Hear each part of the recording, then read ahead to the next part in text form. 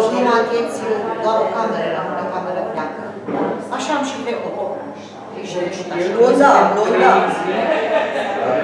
Ei sunt 2 zile și copiii noștri, băiatul nostru, băiatul nostru din camera 2 sunt 2 zile. Da, deci ai o cameră.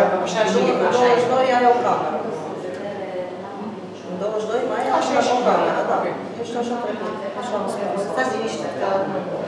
Aici nu e problemă.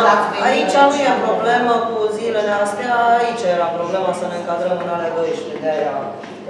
Eu am doar 12 camere de aia, care pot să mi le dau, mai multe, dar sunt închiriate. Asta a fost de la început, da, știu. Nu intrăm în alea 12, sunt. Aia s-a rezolvat o anulare, ați văzut? Da, am primit, am uitat să vă spun, bine că mi-a amintit, nu am văzut.